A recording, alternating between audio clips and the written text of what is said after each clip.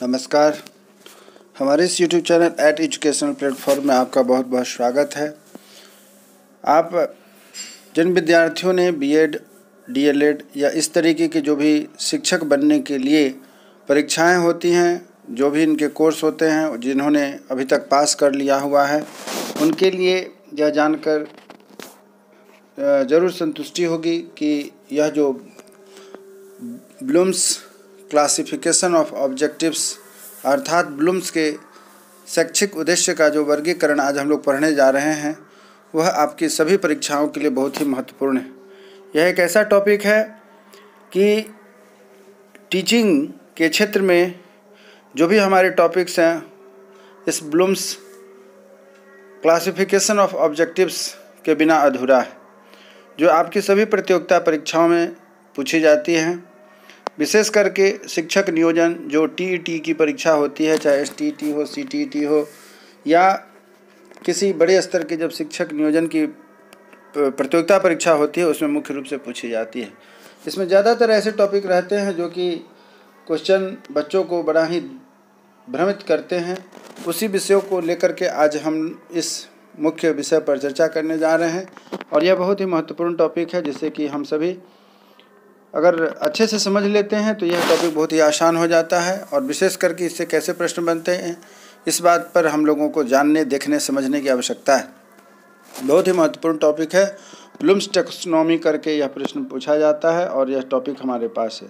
चलिए आगे बढ़ते हैं। उम्मीद करता हूँ कि यह ब्लूम्स टैक्सोनॉमी जो आज का हमारा यह बहुत ही महत्वपूर्ण टॉपिक है, आप आखिरी तक हमारे इस वीडियो के साथ बने रहेंगे, जिससे कि इससे रिलेटेड आपकी जो भी मन में शंकाएं हैं, डाउट्स हैं, वह क्लियर हो जाएंगे। और इस पर आधारित जितने भी प्रश्न बनते हैं वह सभी मैं आपके सामने अपने वीडियो के माध्यम से रखूँगा। चलिए आगे बढ़ते हैं। उम्मीद करता हूँ कि आज हमारे इस वीडियो के साथ आप अंत तक बने रहेंगे, जिससे कि यह आपका ब्लूम्स टैक्सोनॉमी का जो है टॉपिक है, चैप्टर है, बहुत ही महत्वपूर्ण है, जो आपके आने वाली परीक्षाओं के लिए कारगर साबित सिद्ध होगा। इसी बात को आगे बढ़ाते हैं और देखते हैं कि आज का क्या हमारा टॉपिक है। तो यह टॉपिक है कि शिक्षण क्या है। तो शिक्षण उद्देश्य वह शैक्षिक कार्य है जिसके द्वारा छात्रों के व्यवहार में परिवर्तन लाने का प्रयास किया जाता है। तो इस प्रकार से हम देखते हैं कि शिक्षण का हमारे पास एक परिभाषा भी निकल के सामने आता है, या हमसे कभी कोई पूछते हैं कि भाई शिक्षण क्या है। तो शिक्षण एक उद्देश्यपूर्ण प्रक्रिया है जिसके तहत क्या होता है, जिसके तहत वह एक ऐसी शैक्षिक कार्य है जिसके द्वारा छात्रों के व्यवहार में हम परिवर्तन लाने का प्रयास करते हैं या प्रयास किया जाता है। इसमें सबसे अधिक योगदान ब्लूम्स का है। सबसे अधिक जो प्रयास है वह ब्लूम्स का है। इस वर्गीकरण को मानसिक जीवन के 3 पक्षों भाव, ज्ञान तथा कर्म के आधार पर विकसित किया गया है। इस वर्गीकरण को मानसिक जीवन के 3 पक्षों, कहीं कहीं पर इसे 3 आधार भी कहा गया है, 3 स्तंभ भी कहा गया है। जीवन के 3 पक्षों भाव, ज्ञान और कर्म के आधार पर विकसित किया गया है, जिन्हें क्रमशः ज्ञानात्मक, भावात्मक और क्रियात्मक के नाम से भी हम लोग जानते हैं। तो परीक्षा में आपका प्रश्न पूछता है कि ब्लूम्स के जो नियम हैं, टैक्सोनॉमी है, वह किस पर आधारित होती है। तो हमें कहना होगा कि इसके 3 मुख्य आधार हैं, जो कि ज्ञान, भावना और कर्म के आधार पर है। ज्ञान वाले भाग को हम लोग ज्ञानात्मक कहते हैं तथा भावना वाले भाग को भावनात्मक कहते हैं और क्रिया वाले भाग को हम लोग क्रियात्मक कहते हैं। इसी चीज़ को आगे बढ़ाते हुए हम देखते हैं कि क्या और भी बातें इसमें कही गई है। तो बेंजामिन ब्लूम तथा उनके साथियों ने शिकागो विश्वविद्यालय में ज्ञानात्मक, भावात्मक एवं क्रियात्मक तीनों पक्षों का वर्गीकरण प्रस्तुत किया है।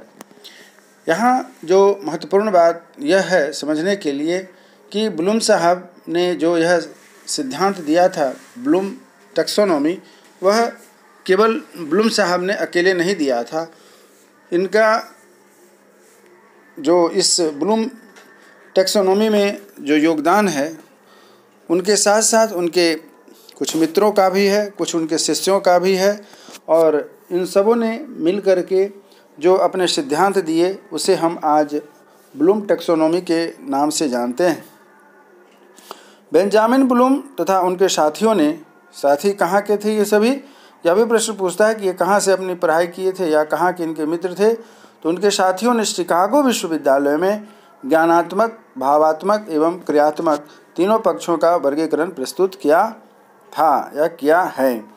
तो सबसे पहले 1956 में ब्लूम ने ज्ञानात्मक पक्ष का जो विषय है उस पर इन्होंने अपनी जो भाव है, विचार है, उसको व्यक्त किए थे। 1956 में ब्लूम के ज्ञानात्मक पक्ष का हम लोगों के सामने जो उजागर हुआ उस पर हम लोग पढ़ते हैं। उसके बाद 1964 लगभग 8 वर्षों के बाद ब्लूम, करथनाल एवं मसिया के भावात्मक पक्ष का जो है कि इस पर अपने विचार आए। तो पहला था ज्ञानात्मक, उसके बाद 8 सालों के बाद भावनात्मक पक्ष निकल करके आए और उसके 5 साल के बाद लगभग 1969 में 1969 ईस्वी में सिम्पसन ने क्रियात्मकता के जो पक्ष थे उस पर इन्होंने प्रकाश डाला, फोकस डाला। तो इस प्रकार से हम देखते हैं कि यह जो हमारे पास ज्ञानात्मक, भावात्मक तथा क्रियात्मक है, यह एक एक करके इस पर शोध होता गया और शोध होने के बाद जो निष्कर्ष के निकल के आया वह हम लोग आगे इस पर चर्चा करने जा रहे हैं। अब बात जो यहाँ निकल करके सामने आती है वह यह है कि यह जो वर्गीकरण किया गया था, वर्गीकरण टैक्सोनॉमी, शैक्षिक, तार्किक तथा मनोवैज्ञानिक वर्गीकरण का एक न्यायोचित एवं संतुलित एकीकरण भी है। क्या है यह जो वर्गीकरण है टैक्सोनॉमी, जिसे हम क्लासिफिकेशन के नाम से भी जानते हैं, शैक्षिक, तार्किक तथा मनोवैज्ञानिक, इसको 3 भागों में बांटा गया है। वर्गीकरण का एक न्यायोचित एवं संतुलित एकीकरण है। इसमें हम लोग आगे देखते हैं कि यह कैसे विकसित हुआ। तो जो ब्लूम साहब ने अपना यह सिद्धांत दिया था वह एक ट्रायंगुलर के रूप में दिया हुआ है, जिसमें कि सबसे पहले ज्ञान की प्राप्ति होती है, उसके बाद जिसे हम नॉलेज कहते हैं, दूसरा होता है कॉम्प्रिहेंशन जिसे हम समझ के नाम से जानते हैं, उसके बाद तीसरा होता है एप्लीकेशन जिसे हम अनुप्रयोग के नाम से जानते हैं, चौथा है एनालिसिस जिसे विश्लेषण के रूप में हम जानते हैं, पांचवा है सिंथेसिस जिसे संश्लेषण कहते हैं, और छठा है और आखिरी है जिसे हम मूल्यांकन कहते हैं। तो अभिप्राय यह होता है कि हमारे पास जब हम कोई ज्ञान सीखना शुरू करते हैं, जब हमारे पास ज्ञान सबसे पहले हमारे पास जो अननोन बातें होती है, अज्ञात बातें होती है, उसे हम ज्ञान के रूप में सबसे पहले देखते हैं, तो उसे हम नॉलेज कहा जाता है। नॉलेज कहते हैं जीवन में सीखने के लिए जो पहला स्टेप होता है वह होता है नॉलेज, ज्ञान। जब हमें ज्ञान हो जाता है तब हम समझ बूझ लगाते हैं ज्ञान के आधार पर। यदि हमारे पास समझ बूझ नहीं होगा तो फिर हम उस चीज़ को नहीं समझ सकेंगे। जैसे कि मान लीजिए कि हमें यह ज्ञात हो जाता है कि जो कहीं पर खतरे की वोल्टेज लिखी होती है 440 वाट या कुछ और भी जो खतरे की जो बिजली के खतरे की जो सिंबल होते हैं, उसका जब हमें ज्ञान हो जाता है कि यह बिजली का ऐसा क्षेत्र है जहाँ पर हम लोगों को नहीं जाने की आवश्यकता है, तो वैसी स्थिति में हम लोग क्या करते हैं कि उस पर ध्यान देते हैं, और ध्यान देने के दौरान क्या करते हैं कि इसमें हम लोग समझ बूझ करके काम करते हैं, अर्थात कॉम्प्रिहेंशन का काम करते हैं।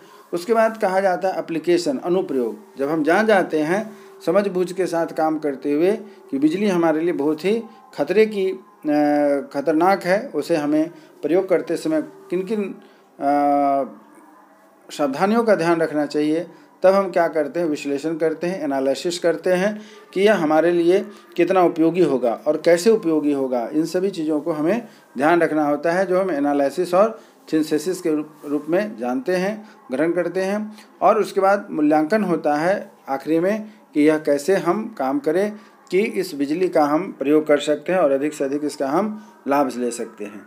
तो यह ब्लूम साहब का जो सिद्धांत था, जो नीचे से ऊपर की ओर चलता है, जिसे आप देख रहे हैं, सबसे पहले हो गया नॉलेज, दूसरा में हो गया कॉम्प्रिहेंशन, तीसरा में हो गया एप्लीकेशन, चौथा में हो गया एनालिसिस, पांचवा में हो जाता है सिंथेसिस, और आखिरी में हो जाता है, छठा स्थान है वह है हमारा इवेल्युएशन। तो इस तरीके से किसी भी तरीके का ज्ञान जब हम सीखते हैं तो इनके 6 चरण होते हैं या फिर 6 स्तर होते हैं। ये 1956 के अनुसार ब्लूम साहब के द्वारा दिया गया था और उनके मित्रों के द्वारा। परंतु कुछ वर्षों के बीतने के बाद लगभग 2000 में उनके द्वारा इस दिए गए सिद्धांत को उनके ही कुछ शिष्यों ने मिल करके इसे जो है कि थोड़ा सा मॉडिफाइड कर दिया। 2001 में रिवाइज्ड ब्लूम वर्गीकरण, रिवाइज्ड ब्लूम टैक्सोनॉमी के वर्गीकरण में संशोधित रूप में प्रस्तुत किया गया। और यह जो 2001 में जो यह सिद्धांत दिया गया वह एंडरसन और क्रितवोल ने दिया था। एंडरसन और क्रितवोल ने दिया था, जो इनके शिष्य थे। इन्होंने 2001 में जब इस ब्लूम टैक्सोनॉमी की जो पिरामिड थी, ट्रायंगुलर थी, उसको थोड़ा सा उन्होंने सुधार करते हुए थोड़ा सा इसमें फेरबदल किया, जिसके बाद यह एक दूसरे एस्पेक्ट में देखा जाने लगा। उसके अनुसार जब हम किसी भी ज्ञान को सीखने चलते हैं तो उसे हम पहले याद करते हैं। याद कैसे करते हैं? तो जो पहले से हमारे पास दिमाग में मौजूद होती है ज्ञान, हम यूं ही नहीं प्राप्त कर लेते हैं। ज्ञान को प्राप्त करने का भी क्या है? आधार होता है। तो आधार क्या होता है कि हमने जो पहले कभी कुछ सीखा हुआ है, अर्थात जो हमारे रिमेंबर में है, उसको हम सबसे पहले समझने का प्रयास करते हैं, अर्थात अंडरस्टैंड करते हैं। अंडरस्टैंड करने के बाद लागू करना, अर्थात अप्लाई किया जाता है। जो हमारे पहले से दिमाग में बैठी हुई बात होती है, उसके आधार पर हम नई बातों को जो सीखने का प्रयास करते हैं या दिखने का, समझने का प्रयास करते हैं, वह हो जाता है अप्लाई में। उसके बाद हो जाता है विश्लेषण करना, अर्थात हम पिछली बातों को और वर्तमान की बातों को क्या है कि विश्लेषण करते हैं, एनालिसिस करते हैं। एनालिसिस करने के बाद जो होता है वह होता है इवेल्युएशन करना। हम उसकी तुलना करते हैं, पहले के ज्ञान और वर्तमान के ज्ञान को आपस में तुलना करते हैं। उसके बाद जा कर के क्रिएट करते हैं, अर्थात नई चीज़ों को हम अपने मानसिक स्तर के आधार पर संरचना में लाते हैं, जिसे हम क्रिएट कहते हैं। अब यहाँ पर जो ब्लूम साहब का 1956 का जो क्रिएशन था, जो सिद्धांत था, और 2001 का जो सिद्धांत था, उसमें थोड़ा सा परिवर्तन आ जाता है। और वह परिवर्तन जो है वह यह होता है कि इनके द्वारा जो दिया गया यह सिद्धांत है वह निकल कर के सामने इस ढंग से आता है कि यहाँ पर जो हम देख रहे हैं वह यह है कि यहाँ ऊपर में जो आप देख रहे हैं ये अपने स्थान को परिवर्तित कर देते हैं। यह जो दिया गया सिद्धांत है, यह सिद्धांत आपस में परिवर्तित हो जाता है। जो ब्लूम साहब की टैक्सोनॉमी थी उसमें मूल्यांकन बाद में होता है और क्रिएशन पहले होता है, जो आप यहाँ इस दोनों में देख रहे हैं, 5th और 6th प्लेस में। और उनके जो स्टूडेंट थे उन्होंने जो यह सिद्धांत दिया 2001 में एंडरसन ने, वह था कि यहाँ पर मूल्यांकन को पहले किया जाता है और रचना बाद में की जाती है। यही दोनों के विशेष में अंतर होता है, जिसके आधार पर क्या है कि जो ब्लूम थ्योरी है, टैक्सोनॉमी है, उसमें दो तरह के चित्र हम लोगों को देखने पड़ते हैं, देखने को मिलते हैं। अब हम लोगों को यही थोड़ा सा ध्यान रखना है, दोनों की टैक्सोनॉमी में जो विशेष करके अंतर है वह आखिरी स्टेज में है, 5वें और 6ठे के पोजीशन में। ब्लूम साहब और उनके जो स्टूडेंट थे 2001 में जिन्होंने यह सिद्धांत दिया, एंडरसन ने, उसमें विशेष करके अंतर आता है। अब आगे बढ़ते हैं कि और कुछ महत्वपूर्ण बातें हैं जिससे कि हमें ध्यान से देखना है, जिससे कि हमारे परीक्षा में प्रश्न नहीं छूटने चाहिए। उन बातों को अब आगे हम पढ़ना चाहते हैं, देखना चाहते हैं और पढ़ने जा रहे हैं। यह जो अब अगला पोर्शन है, जो विषय अभी हम लोग देखने जा रहे हैं, यह आपकी परीक्षा के लिए बहुत ही महत्वपूर्ण है। यह जो मैंने ऊपर में आपको एक सामान्य परिचय दिया टैक्सोनॉमी के बारे में, वह कुछ विशेष नहीं था, परंतु अब जो हम लोग पढ़ने जा रहे हैं यह हमारे परीक्षा के लिए बहुत ही उपयोगी है। इसलिए अब आपसे आग्रह है कि इसे ध्यान से सुने, जिससे कि आगे आने वाली परीक्षाओं में टैक्सोनॉमी संबंधित, ब्लूम टैक्सोनॉमी संबंधित जो भी प्रश्न पूछे जाएं वह आपके लिए कठिन ना हो और कहीं से गलत ना हो। बहुत महत्वपूर्ण ध्यान रखने की बात है। इससे बहुत कम नंबर का क्वेश्चन पूछता है, लेकिन निश्चित रूप से क्वेश्चन पूछा जाता है जब कभी टीचिंग लर्निंग पर आधारित आपकी इंटरव्यू होती है, चाहे वह किसी भी स्तर की हो। तो इसलिए हमें इसको विशेष करके ध्यान देना है। आइए अब आगे बढ़ते हैं कि क्या कहा जा रहा है यहाँ पर। इसे देखने की बात यह है कि इसको कैसे कहा जा रहा है, इसको हमें देखना है। चलिए आगे बढ़ते हैं कि टॉपिक शुरू होता है कि शैक्षिक उद्देश्यों का वर्गीकरण, अर्थात टैक्सोनॉमी ऑफ एजुकेशनल ऑब्जेक्टिव्स। अंग्रेजी में टैक्सोनॉमी शब्द का अर्थ होता है क्लासिफिकेशन, अर्थात वर्गीकरण। जब इसका प्रयोग शिक्षा के क्षेत्र में किया जाता है, जब इसका प्रयोग शिक्षा के क्षेत्र में किया जाता है, तब इसका तात्पर्य होता है शैक्षिक उद्देश्यों की एक व्यवस्थित क्रम से होता है। यहाँ देखिए ये प्रश्न पूछा जाता है आपसे कि टैक्सोनॉमी का हम प्रयोग क्यों करते हैं और कैसे करते हैं, ब्लूम का टैक्सोनॉमी जिसे कहते हैं। तो यहाँ जो सबसे महत्वपूर्ण बात निकल के हमारे लिए सामने है कि इसका प्रयोग हम किस ढंग से करते हैं। तो शैक्षिक उद्देश्यों के एक व्यवस्थित क्रम के रूप में करते हैं। कैसे करते हैं? शैक्षिक उद्देश्यों के एक व्यवस्थित क्रम के रूप में किया जाता है। और इस प्रकार व्यवस्थित क्रम या वर्गीकरण शिक्षा से संबंधित प्रत्येक प्रकार के व्यक्ति के लिए उपयोगी होता है। अर्थात क्या हुआ, जो यह क्रम बनाया गया है, जैसा कि ऊपर में हमने आपको दिखाया है एक ट्रेंगुलर सीरीज में पिरामिड के तरीके से, उसी की बात यहाँ पर हो रही है कि इस प्रकार का व्यवस्थित क्रम जो नीचे से ऊपर की ओर बढ़ते जा रहा है, 1 to 6 नीचे से ऊपर की ओर जा रहा है, क्रम या वर्गीकरण शिक्षा में संबंधित प्रत्येक प्रकार के व्यक्ति के लिए उपयोगी होता है। अर्थात यह टेक्सोनॉमी निम्नलिखित 3 भागों में बांटा गया है। इसका सिद्धांत यह है कि शैक्षिक का सिद्धांत, तार्किक सिद्धांत तथा मनोवैज्ञानिक सिद्धांत। शैक्षिक सिद्धांत, तार्किक सिद्धांत और मनोवैज्ञानिक सिद्धांत। इस क्षेत्र में सर्वप्रथम महत्वपूर्ण कार्य बेंजामिन B.M. ब्लूम ने किया था। बाद में R.F. मैग्नर, D.R. क्रैथवॉल, N.E. ग्रोनलैंड तथा मैसिया ने मिलकर के इस सिद्धांत को जो है कि हम सबों के सामने व्याख्या किया था। आदि ने इस क्षेत्र में काम किया और इसमें सर्वाधिक जो प्रचलित थे ब्लूम का वर्गीकरण के नाम से जाना जाता है। ब्लूम के शैक्षिक उद्देश्यों को 3 भागों में बांटा गया है, जिसके बारे में हम लोगों ने ऊपर अभी चर्चा किया हुआ है कि ब्लूम के शैक्षिक उद्देश्यों को 3 प्रमुख भागों में विभाजित किया गया। वे 3 भाग आप यहाँ आसानी से देख सकते हैं। पहला भाग कहा गया है ज्ञानात्मक, जिसे हम कॉग्निटिव डोमेन कहते हैं। दूसरा है अफेक्टिव डोमेन अर्थात भावात्मक पक्ष है।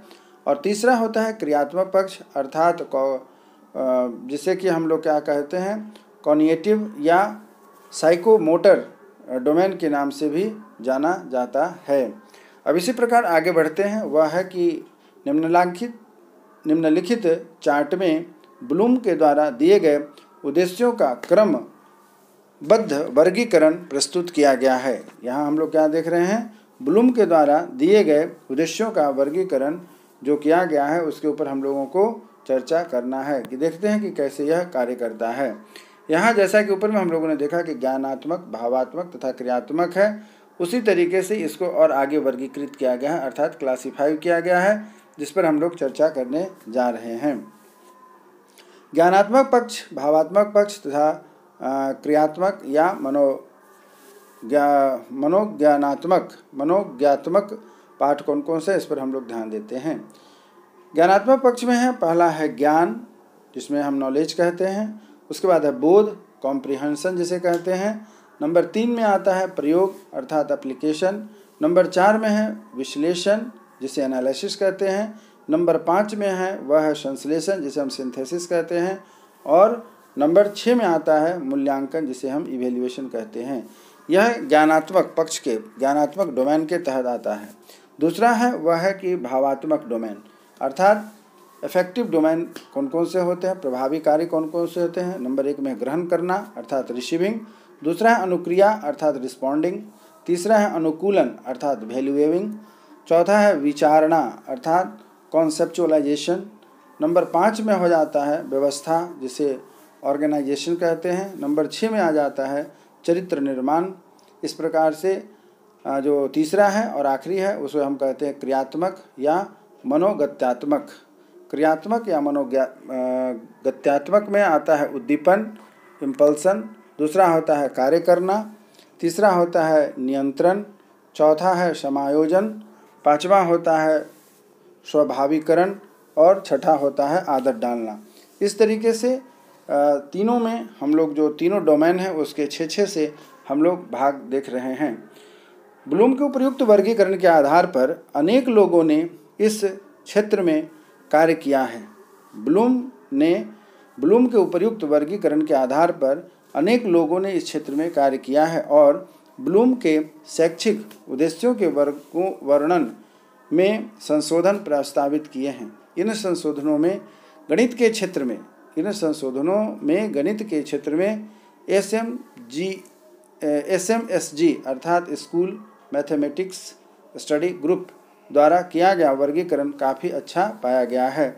इस वर्गीकरण में हम लोग देखते हैं कि क्या हो रहा है, उस पर चर्चा करते हैं। SMSG classification of mathematical objectives में देखते हैं कौन कौन से हैं। नंबर 1 में है जो देखते हैं SMSG classification of mathematical objectives में पहला कहा जाता है उसे हम कहते हैं ज्ञान या जानना जिसे नॉइंग कहते हैं। नंबर 2 है अनुवाद करना जिसे ट्रांसलेशन। नंबर 3 है कार्य करना, मैनिपुलेटिंग। नंबर 4 है चयन करना, चूजिंग। नंबर 5 है विश्लेषण करना, एनालिसिस। नंबर 6 है संश्लेषण या सिंथेसाइजिंग। नंबर 7 में आता है मूल्यांकन या इवेल्युएटिंग। सेरिवन ने ब्लूम के वर्गीकरण के आधार पर एक नया वर्गीकरण तैयार किया था जिसमें सभी उद्देश्यों को 3 भागों में बांटा गया था। सेरिवन जो इनके मित्र थे उन्होंने ब्लूम के वर्गीकरण को अपने आधार से, अपने तरीके से, पुनः नए तरीके से इन्होंने बांटा था। उसके 3 स्तर हैं। नंबर 1 में कहा जाता है कॉन्सेप्चुअल लेवल, नंबर 2 में कहा जाता है मैनिफेस्टेशनल लेवल, और नंबर 3 में कहा जाता है वह है ऑपरेशनल लेवल। इनमें से प्रथम 2 स्तर जो होते हैं सर्वियन ने काफ़ी विस्तार से इसकी विवेचना की है। अब यहाँ आगे जो हम बढ़ रहे हैं वह पाते हैं कि क्या कहता है। तो ब्लूम का ज्ञानात्मक क्षेत्र अर्थात कॉग्निटिव डोमेन ऑफ ब्लूम। ज्ञानात्मक क्षेत्र में ब्लूम ने उद्देश्यों को ज्ञान, बोध, प्रयोग, विश्लेषण, संश्लेषण तथा मूल्यांकन की श्रेणियों में विभाजित किया है। जैसा कि आपने शुरू में देखा होगा, मैंने ट्रेंगुलर के तौर पर जिसे आपको बताया है। आप ऊपर से जब सेकंड पेज में जाते हैं, थर्ड पेज में, तो वहाँ पर आप इसे देख सकते हैं आराम से निकाल करके, जो कि मैंने ऊपर में आपको बताया हुआ। एक बार फिर से मैं आपको याद दिला देना चाहता हूँ, तब शायद आप इसे अच्छे ढंग से समझ सकते हैं। यहाँ इसकी मैं बात कर रहा हूँ जहाँ पर ज्ञान, समझबूझ, अनुप्रयोग, विश्लेषण, संश्लेषण तथा मूल्यांकन की बात हो रही है। इसी बारे में आपको यहाँ पर बताया गया है कि ज्ञानात्मक क्षेत्र में ब्लूम ने उद्देश्यों को ज्ञान, बोध, प्रयोग, विश्लेषण, संश्लेषण तथा मूल्यांकन की श्रेणियों में विभाजित किया है। इनमें ज्ञान, बोध और प्रयोग को निम्न स्तर, विश्लेषण, संश्लेषण को मध्यम स्तर तथा मूल्यांकन को उच्च स्तर में रखा गया है। ध्यान से समझिएगा, ज्ञान, बोध और प्रयोग को निम्न स्तर में रखा गया है, विश्लेषण और संश्लेषण को मध्यम स्तर में तथा मूल्यांकन को उच्च स्तर में माना गया है। यह 6 उपभाग मिलकर के शैक्षिक क्रिया को स्वचालित करते हैं। यह 6 मिलकर के 6 जैसा कि आप देख रहे हैं ऊपर में बताया गया है, 6 उपभाग मिलकर के शैक्षिक क्रिया को स्वचालित करते हैं। जब एक बार हम क्रिया शुरू किया जाता है, जब हम एक बार कोई क्रिया शुरू करते हैं तो इसका पूरा चक्र चलने लगता है। पूरा चक्र चलने से अभिप्राय है कि शुरू से आखिरी तक एक बार जब हम उस गतिविधि को पूरा करते हैं तो फिर वहाँ रुकती नहीं है, फिर नेक्स्ट प्रक्रिया शुरू हो जाती है, अगली प्रक्रिया शुरू हो जाती है। इसलिए कहा गया है कि जब एक बार यह क्रिया शुरू हो जाती है तो इसका पूरा चक्र चलने लगता है। निम्नांकित श्रेणी के द्वारा हम इसे समझ सकते हैं। यहाँ आप ध्यान देंगे, जैसा कि ऊपर बताया गया है, यह आपको शॉर्टकट में टेबल के रूप में समझाया गया है। पहला है निम्न स्तर, जिसमें कि हम लोगों ने कहा था कि इसमें हम लोग तीन वर्ग में रखा गया है। निम्न स्तर को 3 वर्गों में रखा गया है। एक का नाम है ज्ञान, दूसरे का नाम है बोध, तीसरे का नाम है प्रयोग। तो ज्ञान में कौन कौन सी चीज़ें हैं जिन्हें हम प्राप्त करते हैं, सीखने की उपलब्धियाँ कौन कौन सी हैं। तो नंबर 1 में आता है विशिष्ट वस्तुओं का ज्ञान, साधनों का ज्ञान तथा सार्वभौम वस्तुओं का ज्ञान। ये सभी सीखने की उपलब्धियां हैं। अब इसके आधार पर क्रियाएं कौन कौन सी होती हैं। जब हमें ज्ञान प्राप्त होता है, ज्ञान प्राप्त हो जाने के बाद हम लोग परिभाषा देना शुरू कर देते हैं, किसी विषय पर कहने लगते हैं, किसी वस्तु की जान पहचान होने लगती है, चुनना अर्थात उसमें से जो काम के लायक है, उपयुक्त बातें उसे चुनने लगते हैं, नाम बताने लगते हैं, लिखना, सूची बनाना, दोहराना, प्रत्यास्मरण करना, अभिज्ञान, रेखांकित, मापन और मिलाना। ये सभी हम कैसे करते हैं, ज्ञान की प्राप्ति हो जाने के बाद हम करने लगते हैं। उसके बाद दूसरा है बोध। बोध होने पर अर्थात कॉम्प्रिहेंशन, बोध हो जाने के बाद सीखने की उपलब्धियां हमारे पास आने लगती है। उसमें नंबर 1 है अनुवाद करना, नंबर 2 है व्याख्या करना और नंबर 3 में हो जाता है बाह्य गणना करना या उल्लेख करना। इसके तहत कौन कौन से कार्य किए जाते हैं उसे अभी हम लोग देखते हैं। उसे कहते हैं व्याख्या करना, सारांश देना, अंतर बताना, उदाहरण देना, मुख्य पुनः लिखना, बदलना, कन्वर्ट करना जिसे भी कहते हैं, सामान्यीकरण करना, अनुमान लगाना, औचित्य सिद्ध करना, संकेत देना, वर्गीकरण करना, प्रतिनिधित्व करना, अपने शब्दों में बताना। ये सभी कार्य बोध के द्वारा होते हैं। अब बात आती है वह प्रयोग। प्रयोग में हम लोग कौन कौन सी उपलब्धियां हैं उसके बारे में हम लोग देखते हैं। तो प्रयोग में हम लोग देखते हैं कि नंबर 3 उपलब्धियां हैं। नंबर 1 नियमों व सिद्धांतों का सामान्यीकरण करना। नंबर 2 है कि निदान अर्थात डायग्नोस करना। नंबर 3 होता है मध्य पाठ वस्तु का प्रयोग करना। और इसमें कौन कौन से कार्य किए जाते हैं इस पर ध्यान देने की होती हैं। तो इसके आधार पर, प्रयोग के आधार पर हम चयन करते हैं, छांटने का काम करते हैं, पाना, प्रदर्शन करना, दिखाना, निर्माण करना, गणना करना, रचना करना, खोजना, भविष्यवाणी करना, तैयारी करना, परिवर्तित करना इत्यादि। ये सभी कार्य जो होते हैं हमारे प्रयोग पर आधारित होते हैं। दूसरा जो मध्यम स्तर के जो हमारे वर्ग हैं, मध्यम स्तर में 2 हैं, उसे कहता है, एक है विश्लेषण और दूसरा है संश्लेषण। विश्लेषण को जो इनके 3 मुख्य कार्य होते हैं वह है कि तत्वों का विश्लेषण करना, संबंधों का विश्लेषण करना तथा व्यवस्थित सिद्धांतों का विश्लेषण करना। और इसके बारे में जो मुख्य कार्य होते हैं वह होते हैं कि विश्लेषण करना, पृथकीकरण करना, उदाहरण देना, संकेत करना, संबंध स्थापित करना, पहचानना, विभेदीकरण करना, आलोचना करना। इसी प्रकार संश्लेषण की जब क्रिया होती है तो उसमें हम लोग अद्भुत संप्रेषण करते हैं, योजना बनाना तथा अमूर्त संबंध खोजना।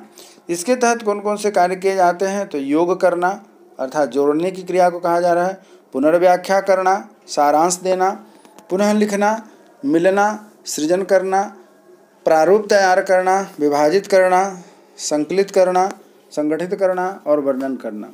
और आखिरी होता है उच्च स्तर का इवेल्युएशन। इवेल्युएशन में क्या होता है इसे हम लोग देखते हैं। तो आंतरिक साक्ष्यों के द्वारा निर्णय लिया जाना। और नंबर 2 होता है बाह्य साक्ष्यों के द्वारा निर्णय लिया जाना। इसमें कौन कौन से काम आते हैं तो अवगत करना, तुलना करना, निष्कर्ष निकालना, आलोचना करना, सारांश देना, उचित ठहराना, व्याख्या करना, निर्णय लेना, निर्धारण करना और मूल्यांकन करना। अब आप विद्यार्थियों को मैं बताना चाहता हूं कि इससे प्रश्न कैसे पूछे जाते हैं। तो आपसे जो प्रश्न पूछे जाएंगे, यहाँ दोनों तरफ से प्रश्न पूछे जाते हैं। आपसे पूछा जाएगा कि मूल्यांकन किस स्तर में आता है, तो आपको याद रखना होगा कि यह उच्च स्तर में आता है। इसमें कौन कौन से कार्य आते हैं और कौन कौन सी गतिविधियाँ होती हैं, तो आपको इसे याद रखना होगा कि मूल्यांकन में क्या कार्य आते हैं। तो आंतरिक साक्ष्यों के द्वारा तथा बाह्य साक्ष्यों के द्वारा इसका निर्णय लेना होता है। और इसमें कौन कौन से प्रक्रियाएं होती हैं, तो हम लोग कौन कौन से प्रक्रिया करते हैं, जैसे कि अवगत करना, तुलना करना, निष्कर्ष निकालना, आलोचना करना, सारांश देना, उचित ठहराना, व्याख्या करना, निर्णय लेना तथा निर्णय एवं मूल्यांकन का। तो ये सभी इस तरीके से आपसे प्रश्न घुमा करके पूछे जाते हैं। अब इसी प्रकार से आगे बढ़ते हैं कि और कौन सी बात कही जाती है, उसे ध्यान से देना है। आपसे यह भी प्रश्न पूछा जाता है परीक्षा में कि RCEM सिस्टम क्या होता है। तो ब्लूम ने ज्ञानात्मक पक्ष के विश्लेषण, संश्लेषण तथा मूल्यांकन पक्ष को सृजनात्मक उद्देश्य के रूप में डॉक्टर दवे ने RCEM सिस्टम में रखा। क्या हुआ, ब्लूम के ज्ञानात्मक पक्ष के विश्लेषण, संश्लेषण और मूल्यांकन पक्ष को सृजनात्मक उद्देश्य के रूप में डॉक्टर दवे ने RCEM सिस्टम में रखा। और इस प्रकार इस सिस्टम में ब्लूम के 6 वर्गों के स्थान पर केवल 4 वर्गों में इन्होंने बांट करके इसका वर्गीकरण किया। एक का नाम था ज्ञान, दूसरे का नाम था बोध, तीसरे का नाम था प्रयोग तथा चौथे का नाम था सृजनात्मक। ये सभी उद्देश्यों को वर्गीकृत किया जाता है। अब बात आती है अफेक्टिव डोमेन अर्थात भावात्मक जो पक्ष था उसमें क्या क्या कार्य हुए, इस पर हम लोग ध्यान देने जा रहे हैं। भावात्मक पक्ष में आते हैं मुख्य रूप से रुचियाँ, अभिवृत्तियों, मूल्यों एवं संवेगों से संबंधित उद्देश्यों की व्याख्या करना। आपसे प्रश्न पूछा जाता है कि भावात्मक पक्ष में कौन कौन से विशेष उद्देश्यों को लेकर के चला गया है, तो आपको ध्यान में रखना पड़ेगा कि इसमें कौन कौन से मुख्य उद्देश्यों को लेकर के चला गया है। तो आपको ध्यान रखना पड़ेगा कि इसके तहत किन किन बातों को हमें पढ़ना है, तब जा कर के इसकी व्याख्या हम लोग कर सकते हैं। तो इस पर आइए हम लोग ध्यान देते हैं कि ऐसे कौन कौन से हैं। तो भावात्मक पक्ष रुचियों, अभिवृत्तियों, मूल्यों तथा संवेगों से संबंधित उद्देश्यों की व्याख्या करता है। ब्लूम महोदय ने इस क्षेत्र में उद्देश्यों की 5 भागों में विभाजित किया, जिसके बारे में हम लोग पढ़ते हैं। पहला है वर्ग, दूसरा है सीखने की उपलब्धियाँ, तीसरा है कि कार्य क्रियाएँ। पहला है ग्रहण करना, वर्ग में क्या है ग्रहण करना, दूसरा है सीखने की उपलब्धियाँ और तीसरा है कार्य क्रियाएँ। तो ग्रहण करना में क्या आता है, तो ग्रहण में आता है पहला है क्रिया की जागरूकता, दूसरा में है कि क्रिया प्राप्ति की इच्छा और तीसरा है नियंत्रित तथा चयनित होना। और इसमें कौन कौन सी क्रियाएं होती हैं, उपलब्धियां तो ये 3 हो गई। इसमें कार्य क्रियाएं कौन कौन सी होती हैं, तो वह होता है बताना, पहचानना, स्वीकार करना, ग्रहण करना, प्रत्यक्षीकरण करना, चयन करना, पसंद करना और सूचना देना। इसी तरीके से आगे बढ़ते हैं। अनुक्रिया के तहत कौन कौन सी इसमें उपलब्धियां होती हैं उसे हम ध्यान से देखते हैं। अनुक्रिया के तहत जो उपलब्धियां होती है वह अनुक्रिया में सहमति, अनुक्रिया की इच्छा तथा अनुक्रिया में संतोष। और इसके तहत कार्य क्या क्या होते हैं, उत्तर देना, विकास करना, कथन करना, आलेखन, लिखना, सूची बनाना, चयन करना, सहायता करना, सूचित करना, संकलन करना तथा प्रस्तुत करना। तो ये थे अनुक्रिया में होने वाली जो आपकी उपलब्धियां हैं। अब हम लोग बढ़ने जा रहे हैं अनुमूल्यन में कौन कौन सी उपलब्धियां हैं, तो उसे देखते हैं। और अनुमूल्यन में होता है कि मूल्य स्वीकारना, दूसरा है मूल्य की प्राथमिकता और तीसरा है वचनबद्धता। इसके तहत होता है स्वीकारना, भाग लेना, प्रभावित करना, पहचानना, वृद्धि करना, निर्णय लेना, प्रभावित करना, आमंत्रित करना, पूरा करना, मिलाना, भाग लेना तथा दिखाना। व्यवस्था के तहत हम देखते हैं कि व्यवस्था में कौन कौन सी उपलब्धियां हैं, तो व्यवस्था में हम देखते हैं कि 2 उपलब्धियां हैं। नंबर 1 में है कि मूल्य की अवधारणा, नंबर 2 में है कि मूल्य क्रम की व्यवस्था।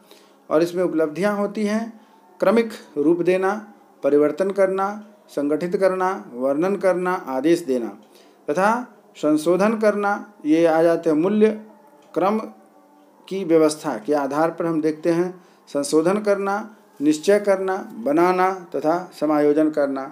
5वां पॉइंट होता है कि मूल्य समूह का विशेषीकरण, मूल्य समूह का विशेषीकरण। इसके तहत 2 उपलब्धियां हैं। पहला है सामान्य समूह, इसमें हम लोग देखते हैं कि कार्य करना, हल करना, दोहराना, बदलना, स्वीकारना, प्रदर्शित करना तथा अभ्यास करना। और दूसरा है विशेषीकरण, जिसमें हम लोग विशेष करके देखते हैं प्रस्तावित करना और विकसित करना। तो इस प्रकार से आगे जब हम बढ़ते हैं तो पाते हैं कि ब्लूम के इस वर्गीकरण में SMSG तथा स्क्रीवेन के वर्गीकरण के अधिक जो उपादेय तथा संशोधन थे उस पर हम लोग चर्चा कर रहे हैं और किए हैं। इसी प्रकार जब हम आगे बढ़ते हैं तो यहाँ पर पाते हैं कि जो हमारा अगला टॉपिक है वह यह है कि क्रियात्मक अर्थात मनोगत्यात्मक क्षेत्र कौन कौन से हैं, इस पर हम लोग यहाँ देखने जा रहे हैं, जिसके तहत हम लोग आगे बढ़ेंगे। अभी क्रियात्मक अर्थात मनोगत्यात्मक उद्देश्यों का संबंध छात्रों की शारीरिक क्रियाओं तथा प्रशिक्षण एवं कौशल के विकास पर होता है। आपसे प्रश्न पूछा जाता है कि क्रियात्मक में हम किन क्षेत्रों का अध्ययन करते हैं, तो इसमें हमारा उद्देश्य होता है कि शारीरिक क्रियाओं का प्रशिक्षण तथा कौशल के विकास के बारे में बात करते हैं। क्रियात्मक पक्ष के मुख्य स्तर निम्नलिखित हैं। पहला कहा जाता है उद्दीपन, दूसरा होता है कार्य करना, तीसरा है नियंत्रण करना, चौथा है समायोजन जिसे हम कोऑर्डिनेशन कहते हैं, चौथा है स्वभावीकरण करना और छठा होता है आदतों का निर्माण करना। इस प्रकार से जो E.J. सिम्पसन ने क्रियात्मक उद्देश्यों को ब्लूम की तरह 5 वर्गों में बांटा था, इसके बारे में हम लोग अभी चर्चा करने जा रहे हैं। 5 वर्गों में क्रियात्मक या मनोगत्यात्मक उद्देश्यों को किस प्रकार बांटा था। पहला वर्ग है जिसे हम लोग कहते हैं प्रत्यक्षीकरण, जिसे कि परस्पिचुअन कहा जाता है। इसकी उपलब्धियां होती हैं वर्णनात्मक स्तर, संक्रमण काल की स्थिति तथा व्याख्यात्मक स्तर। इसके लिए जो मुख्य कार्य होते हैं उसे निर्माण करना, चित्र बनाना, और जो इसका व्याख्यात्मक स्तर होता है उसमें हम लोग पढ़ते हैं प्रारूप तैयार करना तथा बनाना। दूसरी जो वर्ग है वह है व्यवस्था अर्थात सेटिंग में क्या क्या उपलब्धियां होती हैं उस पर हम लोग देखना चाहते हैं। वह है मानसिक स्तर, दूसरा है शारीरिक स्तर और तीसरा है संवेगात्मक स्तर। ठीक है, इसी प्रकार से जब हम आगे बढ़ते हैं तो तीसरा वर्ग है जिसे हम कहते हैं निर्देशात्मक अनुक्रिया, और इसमें उपलब्धियां होती है जटिल कौशल वाली क्रियाओं पर बल देना, और इसमें कार्यविधि होती है पहचानना और स्थापित करना। चौथा है कि कार्यप्रणाली, अर्थात इसमें दो उपलब्धियां होती हैं कार्यप्रणाली के तहत। एक है आत्मविश्वास और कौशल का विकास करना, दूसरा है कि उपयुक्त अनुक्रियाओं का सहयोग लेना। और इसकी क्रियाविधि जो होती है उसे हम कहते हैं मरम्मत करना तथा अभ्यास करना।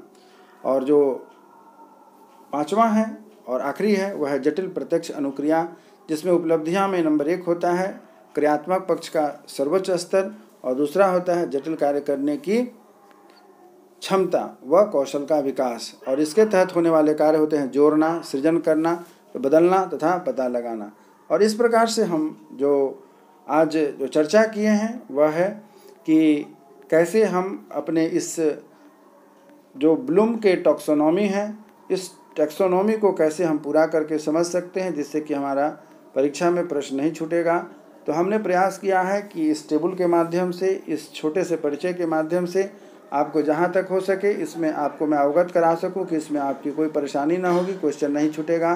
फिर भी आपको यदि कहीं पर समस्या होती है तो आप हमारे इस चैनल के कमेंट्स बॉक्स में जा कर के अपनी समस्या को अवगत कराएं, सूचित करें कि आपको क्या समस्या है। मैं जहाँ तक हो सकेगा उसको दूर करने का प्रयास करूँगा और उम्मीद करता हूँ कि आपको यह जो आज का ब्लूम टैक्सोनॉमी संबंधित जो क्लास रहा है, आज का जो हमारा डिस्कशन रहा है वह उपयोगी और कारगर साबित होगा, जिससे कि परीक्षा में आने वाली आपकी कोई भी क्वेश्चन नहीं छूटनी चाहिए।